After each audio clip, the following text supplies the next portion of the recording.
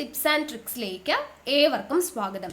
വരുന്ന LDC 2024, LGS 2024 എക്സാംസിന് വേണ്ടി prepare ചെയ്യുന്നവർക്ക് വേണ്ടിയിട്ടുള്ള സിലബസ് പ്രകാരമുള്ള ഫ്രീ ക്ലാസ്സുകൾ നമ്മുടെ ചാനലിലൂടെ സ്റ്റാർട്ട് ചെയ്തിട്ടുണ്ട്. ഒരു ദിവസം 6 ക്ലാസ്സുകൾ വെച്ചാണ് നമ്മൾ നൽകുന്നത്. അപ്പോൾ അതിൻ്റെ സമയം ഞാനൊന്ന് പറയാം. കാലത്ത് 6 മണിക്കൊരു ക്ലാസ്, 9 മണിക്കൊരു ക്ലാസ്, 12 മണിക്കൊരു ക്ലാസ്, 3 മണിക്കൊരു ക്ലാസ്, രാത്രി 8 മണിക്കൊരു ക്ലാസ്, ദെൻ 10:30 ക്ലാസ്. ഇങ്ങനെയാണ് 6 ക്ലാസ്സുകൾ വരുന്നത്. അതിൽ കാലത്ത് 6 മണി, 9 മണി, 12 മണി ഈ പറയുന്ന 3 ക്ലാസ്സും SCRT NCRT ബേസ് ചെയ്തിട്ടുള്ള ക്ലാസ്സും ടോപ്പിക് വൈസ് ആയിട്ടുള്ള ക്ലാസ്സുകളുമാണ്. 3 മണിക്ക് ഇംഗ്ലീഷ്, മാത്സ്, മലയാളം. അത് നമ്മൾ ഒരാഴ്ച തന്നെ 3ഉം കൂടെ കവർ ആക്കിയിട്ടാണ് എടുക്കുന്നത്.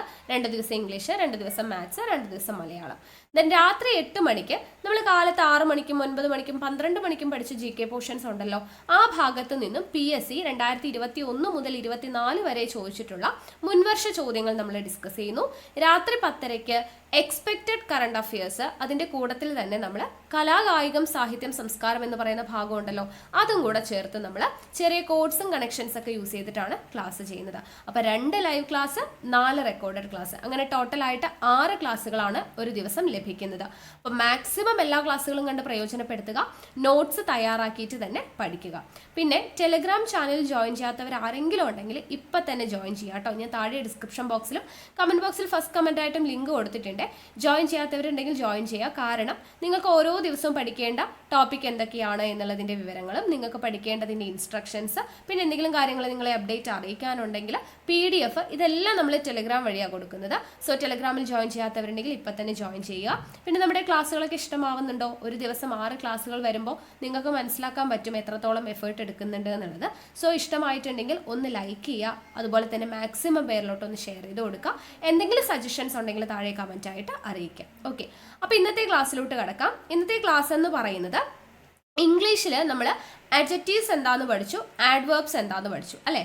അപ്പോൾ അവിടെ നമുക്ക് കുറച്ച് കൺഫ്യൂസിങ് അഡ്ജക്റ്റീവ്സ് ആൻഡ് ആഡ്വേർബ്സ് പഠിക്കാനുണ്ട്. ഓക്കെ, അപ്പോൾ അതിൽ ഒരു കൺഫ്യൂഷനും ഇല്ലാതെ നമുക്ക് കൺഫ്യൂസിങ് അഡ്ജക്റ്റീവ്സ് ആൻഡ് ആഡ്വേർബ്സ് എന്ന് പറയുന്ന ഭാഗം നമുക്ക് ഈസി ആയിട്ട്, സിമ്പിളായിട്ട് എങ്ങനെ മനസ്സിലാക്കാം എന്നുള്ളതാണ് ഇന്നത്തെ ക്ലാസ്സിൽ നോക്കുന്നത്. അപ്പോൾ നമുക്ക് ക്ലാസ്സിലോട്ട് കിടക്കാം. ഞാനിതൊരു മുൻപ് എടുത്തിട്ടുള്ളൊരു ക്ലാസ്സാണ്, പക്ഷെ അത് വളരെ ക്ലിയർ ആയിട്ട് എല്ലാവർക്കും മനസ്സിലാവുന്ന രീതിയിലാണ് എടുത്തിട്ടുള്ളത്. ഇംഗ്ലീഷ് ഒട്ടും അറിയാത്തവർക്ക് കൂടെ മനസ്സിലാവുന്ന രീതിയിൽ. അപ്പോൾ അത് വെച്ച് നമുക്ക് ഇന്ന് പഠിക്കാം. കൺഫ്യൂസിങ് അഡ്ജക്റ്റീവ്സ് ആൻഡ് ആഡ്വേർബ്സ് നമ്മൾ എടുത്തിട്ടുണ്ട്. അപ്പോൾ അതൊന്ന് നിങ്ങൾക്ക് ക്ലിയർ ആയിട്ട് എളുപ്പത്തിൽ പഠിക്കാൻ പാകത്തിനാണ് ഞാനിവിടെ എഴുതിയിട്ടുള്ളത്. അപ്പോൾ അതൊന്ന് മനസ്സിലാക്കി പഠിക്കുക കേട്ടോ. ആദ്യത്തേത് എൽഡർ, എൽഡസ്റ്റ്. എൽഡറും എൽഡസ്റ്റും ആണ്. അപ്പോൾ ഈ എൽഡറും എൽഡസ്റ്റും നമ്മൾ എന്തിനു വേണ്ടിയിട്ട് യൂസ് ചെയ്യാം? ഒരു ഫാമിലിയിലെ അംഗങ്ങളുടെ പ്രായം പരാമർശിക്കാൻ വേണ്ടിയിട്ട്, ഒരു ഫാമിലിയിൽ തന്നെയുള്ള അംഗങ്ങളുടെ പ്രായം പരാമർശിക്കാൻ വേണ്ടി ഉപയോഗിക്കുന്നതാണ് എൽഡറും എൽഡസ്റ്റും. ഓക്കെ, ഒരേ ഫാമിലിയിലെ, ഒരു കുടുംബത്തിൽപ്പെട്ട അംഗങ്ങളുടെ പ്രായം പരാമർശിക്കാൻ വേണ്ടിയിട്ട് ഉപയോഗിക്കുന്നതാണ് എൽഡറും എൽഡസ്റ്റും. ഇനി ശ്രദ്ധിക്കേണ്ട കാര്യം, എൽഡറിന് ശേഷം ടു ആണ് ചേർക്കുക. നമ്മൾ മുൻപ് പറഞ്ഞിട്ടുണ്ടായിരുന്നു, സൂപ്പർലേറ്റീവ് ഡിഗ്രി ആവുമ്പോൾ ഫ്രണ്ടിൽ ദാ ചേർക്കും അല്ലേ. എൽഡർ, ക്ലവറർ എന്നൊക്കെ ആണെങ്കിൽ, ER ഫോം ആണെങ്കിൽ ഫ്രണ്ടിൽ നമ്മൾ ദാൻ ചേർക്കും. EST ഫോം ആണെങ്കിൽ ഫ്രണ്ടിൽ നമ്മൾ ദാ ചേർക്കും എന്നൊക്കെ നമ്മൾ പറഞ്ഞിട്ടുണ്ടായിരുന്നു. എന്നാൽ ഇത് എൽഡറിന് ബാധകമല്ല കേട്ടോ. എൽഡറിൻ്റെ ഫ്രണ്ടിൽ നമ്മൾ ചേർക്കുന്നത് ടു ആണ്, അത് ഓർത്തിരിക്കുക. എൽഡർ ടു എന്നാണ് പറയുക. അതുപോലെ എൽഡസ്റ്റിന് മുന്നെന്താണ്? മുൻപാണ് കേട്ടോ, ദാ ആണ് വരിക കേട്ടോ. എൽഡസ്റ്റിന് മുന്നേ ദാ ആണ് വരിക. അപ്പോൾ എക്സാമ്പിൾ നോക്കുക, she is the eldest of our family. അപ്പോൾ അവർ ഫാമിലി, നമ്മുടെ കുടുംബത്തിലെ മൂത്തത് അവളാന്ന് പറയുമ്പോൾ ഒരു ഫാമിലിയിലുള്ള മെമ്പേഴ്സിനെ തമ്മിൽ കമ്പയർ ചെയ്യുന്നത്. അപ്പോൾ അവിടെ നമ്മൾ ഉപയോഗിക്കുന്നത് എന്താണ്? എൽഡർ, എൽഡസ്റ്റ് ആണ് വരിക. അപ്പോൾ അതിൽ എൽഡർ ആണോ എൽഡസ്റ്റ് ആണോ എന്ന് അറിയാൻ വേണ്ടിയിട്ട് ഇവിടെ ദാ ഉണ്ടല്ലേ, അപ്പോൾ ദാ ആയതുകൊണ്ട് എൽഡസ്റ്റ് ആണ് വരിക. She is the eldest of our family. ഇനി my brother is elder to me by 4 years. എന്താണ്? എൻ്റെ സഹോദരൻ എന്നിൽ നിന്നും അല്ലെ 4 വയസ്സിൻ്റെ മൂപ്പുണ്ട് അല്ലെ, മൂത്തതാണ്, 4 വയസ്സ് മൂത്തതാണെന്നാണ് പറയുന്നത്. അപ്പം my brother is elder to me by 4 years. അപ്പോൾ ഇവിടെ എൽഡർ ടു വന്നത് കണ്ടോ? അപ്പോൾ ടു ഉണ്ടെങ്കിൽ അവിടെ എൽഡർ ആണ്. ഒരു ഫാമിലിയിൽ തന്നെ 2 മെമ്പേഴ്സ് ആയതുകൊണ്ട് എൽഡർ ഓർ എൽഡസ്റ്റ് ആണ് വരിക. ഇവിടെ ടു ഉള്ളത് കൊണ്ട് ഇവിടെ എൽഡർ ആണ്, ഇവിടെ ദാ ഉള്ളത് കൊണ്ട് എൽഡസ്റ്റ് ആണ്. ആ രീതിക്ക് ഓർത്തിരിക്കുക. ഓക്കെ, ക്ലിയർ ആയല്ലോ. അടുത്തത് ഓൾഡറും ഓൾഡസ്റ്റും ആണ് കേട്ടോ. ഓൾഡറും ഓൾഡസ്റ്റും. ഓൾഡറും ഓൾഡസ്റ്റും നമ്മൾ യൂസ് ചെയ്യുന്നത് വ്യക്തികളോടൊപ്പമോ അല്ലെങ്കിൽ ജീവികളോടൊപ്പമോ വസ്തുക്കളോടൊപ്പമോ ഒക്കെ നമ്മൾ ഉപയോഗിക്കുന്നത് എന്താണ്? ഓൾഡറും ഓൾഡസ്റ്റും ആണ് നമ്മൾ ഉപയോഗിക്കുക. അപ്പോൾ ഓൾഡറിൻ്റെ കൂടെ എപ്പോഴും ദാൻ ആയിരിക്കും ഉണ്ടാവുക. ഓക്കെ, എൽഡർ മാത്രമാണ് ശ്രദ്ധിക്കുക. എൽഡറിൻ്റെ കൂടെ ടു ആണ് വരിക. ഓൾഡറിൻ്റെ കൂടെ എന്താണ്? ദാൻ ആണ്. ഓൾഡസ്റ്റ് എന്ന് പറയുമ്പോൾ ഫ്രണ്ടിൽ ദ ഉണ്ടാവും. ദ ഓൾഡസ്റ്റ് അല്ലേ, അങ്ങനെയാണ് വരിക. എക്സാമ്പിൾ നോക്കുക. Reena is older than her front. Reena എന്താണ്? ഫ്രണ്ടിനേക്കാളും ഓൾഡർ ആണെന്ന് പറയുമ്പോൾ Reena is older than her front. അപ്പോൾ ഇവിടെ ദാൻ ആണ് അല്ലേ, അപ്പോൾ ഇവിടെ ഓൾഡർ എടുക്കും. അപ്പോൾ ഒരു ഫാമിലിയിലല്ലാതെ വ്യത്യസ്തമായിട്ടുള്ള ഫാമിലിയിലുള്ള മെമ്പേഴ്സ്, ഓക്കെ, അങ്ങനെയുള്ള വ്യക്തികളെ തമ്മിലോ അല്ലെങ്കിൽ ജീവികളെ തമ്മിലോ അല്ലെങ്കിൽ വസ്തുക്കളെ തമ്മിലോ കമ്പയർ ചെയ്യുമ്പോൾ ഉപയോഗിക്കുന്നതാണ് ഓൾഡർ അല്ലെങ്കിൽ ഓൾഡസ്റ്റ്. അപ്പോൾ Reena is older than her friend. ഇനി this is the oldest animal in the zoo. അപ്പം എന്താണ്? This is the oldest. ഇവിടെ ദ ഉണ്ട് അല്ലേ, ദ വന്നപ്പോൾ ഓൾഡസ്റ്റ് വന്നു. ദാൻ വന്നപ്പോൾ എന്ത് വന്നു? ഓൾഡർ വന്നു. ഓക്കെ, ക്ലിയർ ആയല്ലോ. അടുത്തത് ലിറ്റിൽ ഫ്യൂ. ലിറ്റിൽ ഫ്യൂ രണ്ടിൻ്റെയും അർത്ഥം എന്താണ്? ഇല്ല എന്നുള്ള അർത്ഥമാണ്. ലിറ്റിൽ എന്ന് വെച്ചാലും ഇല്ല എന്നാണ്, ഫ്യൂ എന്ന് വെച്ചാലും ഇല്ല എന്നാണ്. പക്ഷെ നമ്മൾ യൂസ് ചെയ്യുമ്പോൾ ലിറ്റിൽ എന്ന് പറയുന്നത് അൺകൗണ്ടബിളുടെ കൂടെയും ഫ്യൂ എന്ന് പറയുന്നത് കൗണ്ടബിളുടെ കൂടെയുമാണ് ഉപയോഗിക്കുക. രണ്ടിനും നെഗറ്റീവ് മീനിങ് ആണ്, ഇല്ല എന്നുള്ള മീനിങ് ആണ്. പക്ഷെ നമ്മൾ ലിറ്റിൽ ഉപയോഗിക്കുന്നത് അൺകൗണ്ടബിൾ, എണ്ണാൻ കഴിയാത്തതിൻ്റെ കൂടെയും ഫ്യൂ ഉപയോഗിക്കുന്നത് കൗണ്ടബിൾ, എണ്ണാൻ കഴിയുന്നതിൻ്റെ കൂടെയാണ്. ഫോർ എക്സാമ്പിൾ നോക്കുക. There was little milk in the bottle. There was little milk in the ബോട്ടിൽ എന്ന് പറഞ്ഞാൽ എന്താണ്? ബോട്ടിലിൽ മിൽക്ക് ഇല്ല എന്നുള്ള മീനിങ് ആണ്. There was little milk in the bottle. Milk ഇല്ല എന്നാണ് അർത്ഥം. അപ്പോൾ ലിറ്റിലാണ് വരുന്നത്. ഇനി മിൽക്ക്, അപ്പോൾ ഇവിടെ ലിറ്റിൽ വരാൻ കാരണം എന്താ? മിൽക്ക് എന്ന് പറയുന്നത് എന്താണ്? കൗണ്ടബിൾ ആണോ? അല്ല. മിൽക്ക് എന്ന് പറയുന്നത് നമുക്ക് ഒരിക്കലും എണ്ണാൻ പറ്റത്തില്ല അല്ലേ. പാല് നമുക്ക് എണ്ണാൻ പറ്റുമോ? 1, 2 എന്ന് പറഞ്ഞിട്ട് ഇല്ല. അപ്പോൾ എണ്ണാൻ പറ്റാത്തതായതുകൊണ്ട് അൺകൗണ്ടബിൾ ആയതുകൊണ്ടാണ് നമ്മളിവിടെ ലിറ്റിൽ ഉപയോഗിച്ചത്. There was little milk in the bottle. ഇനി there is little butter left, we need to buy some. എന്താണ്? ബട്ടർ തീർന്നു പോയി, നമുക്ക് വേറെ വാങ്ങിക്കണം എന്നാണ് പറയുന്നത് അല്ലേ. അപ്പോൾ തീർന്നു പോയി, ഇല്ല എന്നുള്ള മീനിങ് ആണ്. ബട്ടർ ഇല്ല, അപ്പോൾ there is little butter left, we need to buy some. Okay, അടുത്തത് little money. Little money, butter നമുക്ക് എണ്ണാൻ പറ്റില്ല. മണി, ലിറ്റിൽ മണി എന്നാണ് പറയാം. മണി എന്ന് പറഞ്ഞാൽ എന്താണ്? ധനം, സമ്പത്ത് എന്നുള്ള അർത്ഥമാണ്. അപ്പോൾ നമുക്ക് സമ്പത്ത് എന്ന് പറയുന്നത് എണ്ണാൻ പറ്റുമോ? 1, 2 എന്ന് പറഞ്ഞിട്ട് എണ്ണാൻ പറ്റില്ല. അപ്പോൾ അതാണ് ലിറ്റിൽ മണി എന്ന് പറയുന്നത്. എന്നാൽ മണിയുടെ തന്നെ നോക്കുക, കോയിൻസ് നോട്ട്സ് ഒക്കെ ആണെന്ന് വിചാരിക്കുക. കോയിൻ നമുക്ക് എണ്ണാൻ പറ്റുമല്ലോ, നോട്ട്സ് നോട്ടാണെങ്കിലും നമുക്ക് എണ്ണാൻ പറ്റും.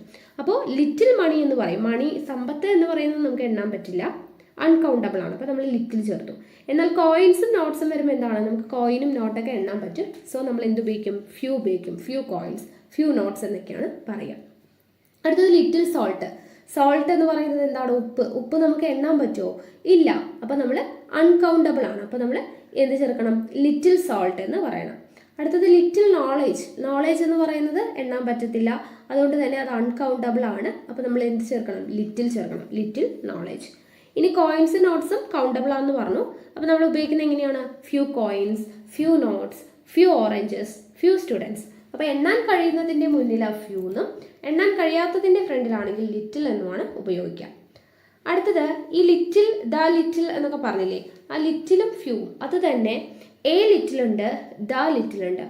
എ ഫ്യൂ ഉണ്ട്, ദ ഫ്യൂ ഉണ്ട്. അപ്പോൾ ഇതിൻ്റെ ഡിഫറൻസ് എങ്ങനെയാണ് വരിക? എല്ലാത്തിനും ഒരു പോസിറ്റീവ് മീനിങ് ആണ് വരുന്നത്. അതായത് എല്ലാത്തിൻ്റെ മീനിങ് എന്താണ്? എന്തെങ്കിലുമൊക്കെ ഉണ്ട് എന്നാണ്. നേരത്തെ നമ്മൾ ലിറ്റിൽ പറഞ്ഞപ്പോൾ ഒന്നുമില്ല, ഫ്യൂ എന്ന് പറഞ്ഞപ്പോഴും ഇല്ല എന്നുള്ള മീനിങ് ആണെന്ന് പറഞ്ഞു.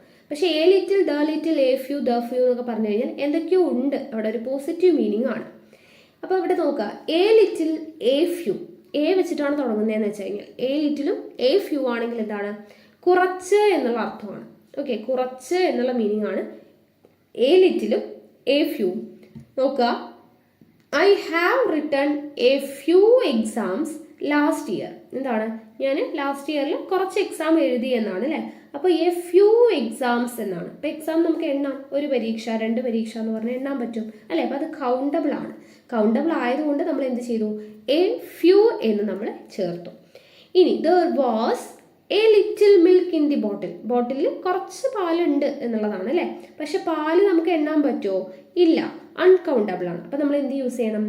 ലിറ്റിൽ യൂസ് ചെയ്യണം അല്ലേ. അപ്പോൾ എ ലിറ്റിൽ യൂസ് ചെയ്യണം. നേരത്തെ പറഞ്ഞതുപോലെ തന്നെ കൗണ്ടബിൾ ആണെങ്കിൽ ഫ്യൂവും അൺകൗണ്ടബിൾ ആണെങ്കിൽ ലിറ്റിലുമാണ് യൂസ് ചെയ്യേണ്ടത്. അടുത്ത എക്സാമ്പിൾ നോക്കാം. The little, the few. A ലിറ്റിലും എ ഫ്യൂവും പറഞ്ഞല്ലോ, കുറച്ച് എന്നുള്ള അർത്ഥമാണ്. സം, കുറച്ച് എന്നുള്ള അർത്ഥമാണ്.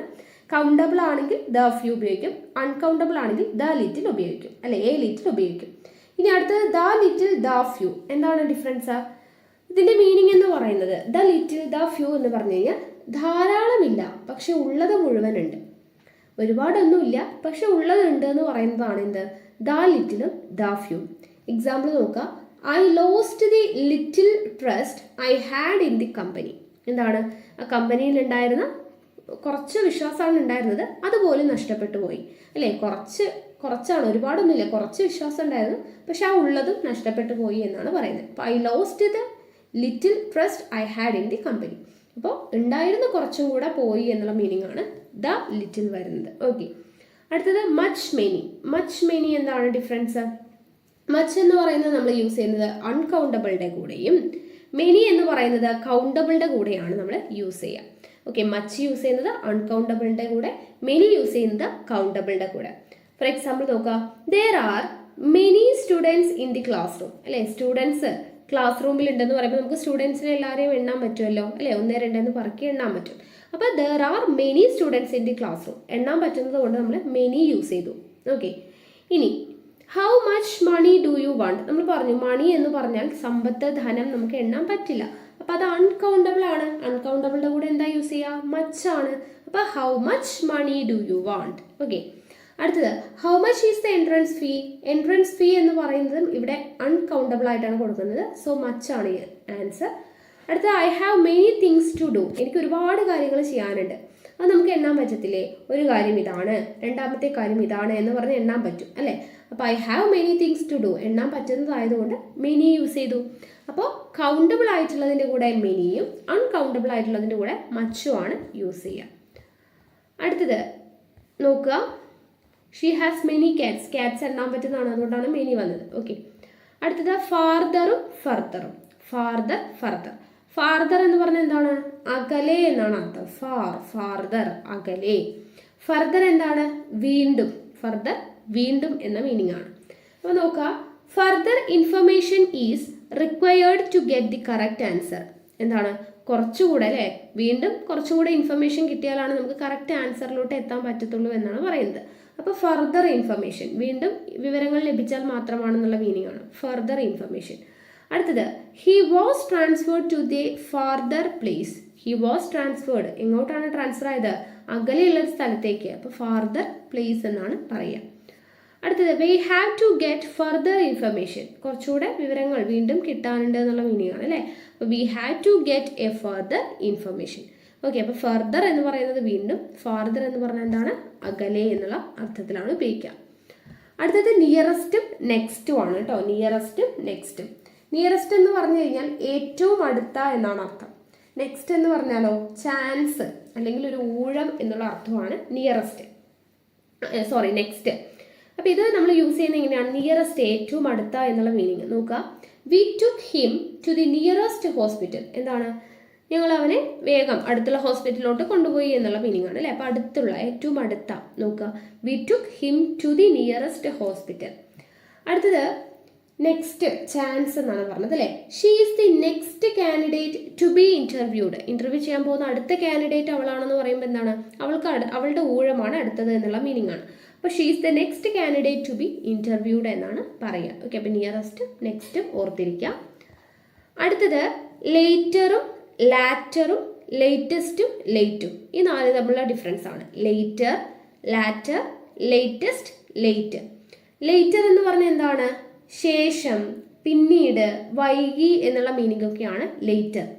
ഇനി ലാറ്റർ എന്ന് പറഞ്ഞാൽ രണ്ടാമത്തെ. ആദ്യത്തേതിന് എന്താ പറയുക? ഫോർമറും ലാറ്ററും.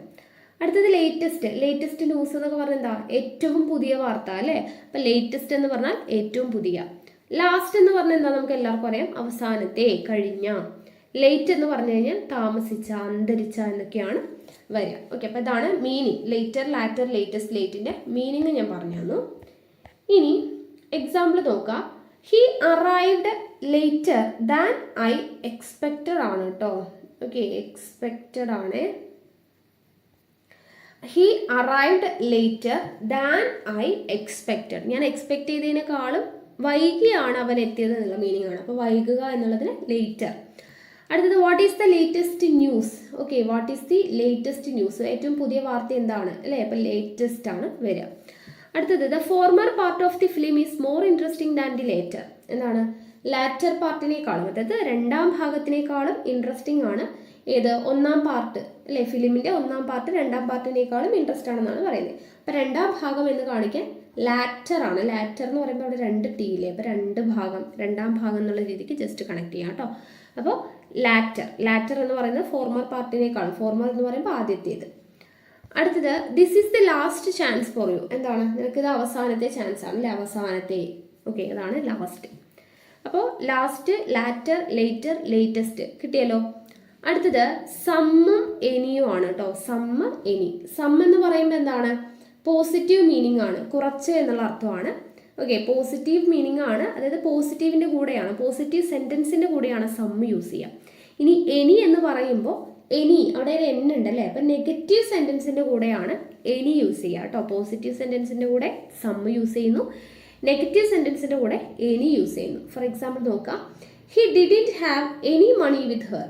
അപ്പോൾ ഇവിടെ ഡിഡിൻറ്റ് ഹാവ് എന്ന് പറയുമ്പോൾ ഇവിടെ നെഗറ്റീവ് സെൻറ്റൻസ് ആണ്. നെഗറ്റീവ് ആയതുകൊണ്ട് തന്നെ ഇവിടെ എനി ആണ് യൂസ് ചെയ്യേണ്ടത്. I don't want any help from you. അവിടെയും എന്താണ്? നെഗറ്റീവ് ആണ്. I don't want any help from you എന്നാണ്. സഹായം വേണ്ട എന്ന് പറയുമ്പോൾ അത് നെഗറ്റീവ് സെൻറ്റൻസ് ആണ്. സോ നമ്മൾ എന്ത് യൂസ് ചെയ്തു? എനി യൂസ് ചെയ്തു. ഇനി ഐ വാണ്ട് സം മണി, എനിക്ക് കുറച്ച് പൈസ വേണം എന്ന് പറയുമ്പോൾ അത് ഒരു പോസിറ്റീവ് സെൻറ്റൻസ് ആണ്. So I want some money എന്ന് നമ്മൾ ചേർത്തു അല്ലേ? പോസിറ്റീവ് സെൻറ്റൻസ് ആയതുകൊണ്ട് സമ്മ് ചേർത്തു. നെഗറ്റീവ് വരുമ്പോൾ നമ്മൾ എന്ത് ചേർക്കും? എനി ചേർക്കും. ഓക്കെ, അപ്പോൾ ഇത്രയാണ് confusions of adjectives and adverbs എന്ന് പറയുന്നത്.